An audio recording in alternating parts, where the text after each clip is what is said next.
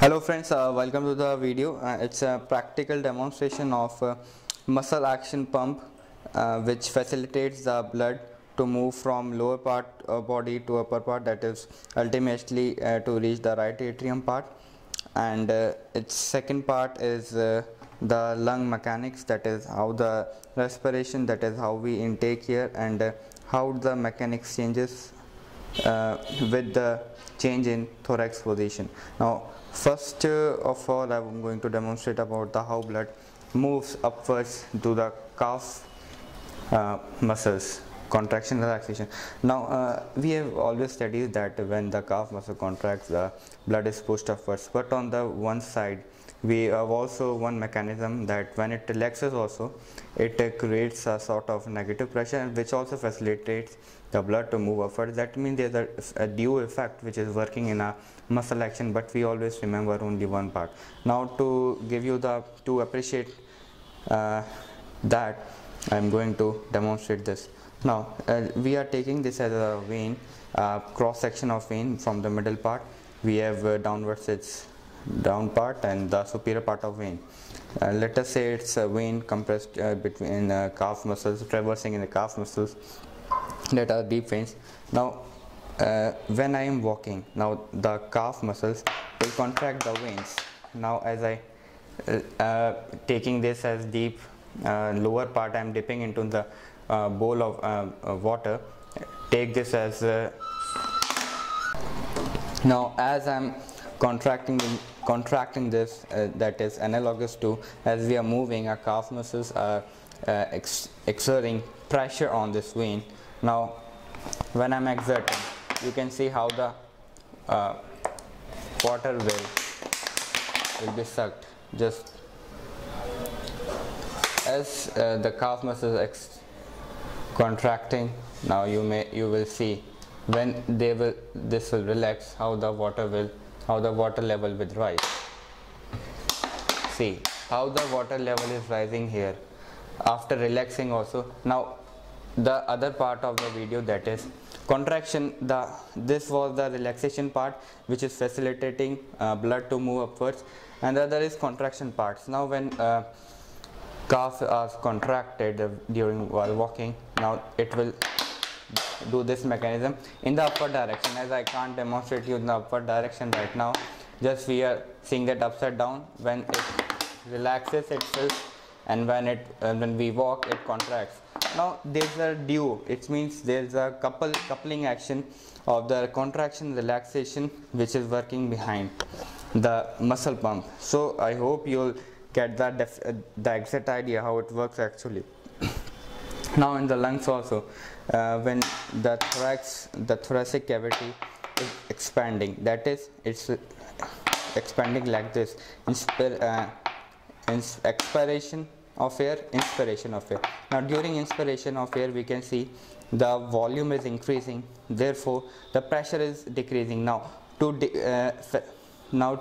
complete the deficit of pressure in the thorax, in the lungs, the air from the atmosphere fills the deficit pressure by inspiring. When we inspire, the air comes in through the nostrils to the lungs to fill the deficit of negative pressure. That's how we inspire. Now it was the what we say, it's for the practical demonstration part. Now, hello friends, as I demonstrated you the mechanism how the muscle pump and pulmonary air mechanics works inside a body. To give you a more theoretical approach here, I want to demonstrate you a more schematic diagrams. As when we see that let us take a cross section area of veins. Here it is a relaxed form. We have relaxed calf muscle, and the formation of vein, the size and shape and size of vein when the muscle is contracted. We can easily see that the volume is reduced. Now to make you understand it more better, when the calves are relaxed, here we have a blood here located inside vein. Now when it gets contracted, this whole blood is transferred upwards, that is the upside part of veins. Now as we see the external pressure is applied by the muscle here the blood is emptied upwards. Now we can see there is a deficit of volume, uh, of blood here, that the blood is obviously is less in quantity here. Now and also the pressure externally applied, due to which the deficit is created. Now when we know that as partial vacuum is created, or we can say negative less pressure is created due to the external pressure of muscles. Now when it gets relaxed, to fill the deficit of pressure, the blood from inferior part of veins, that is here, as we are taking this system as an example, now veins blood from here will try to move upwards to fulfill that deficit, the pressure deficit, because we know the fluid move from higher pressure to low pressure. So the fluid from here is relatively at high pressure, and here we have low pressure. Obviously the negative pressure which suck blood here into this location and move and so on, it takes place in all parts of veins. Now this is the basic mechanism how the coupling action works of relaxation and contraction. When the veins are relaxed, then also a force acts which helps in filling, and in second action, that is contraction phase, this the second part of couple, that is the due to contraction the blood is spilled up, so therefore they DO coupling DO of action, which help us in venous return of the heart, which is very essential for the circulatory system to be sustained, and it is a very important mechanism to get through.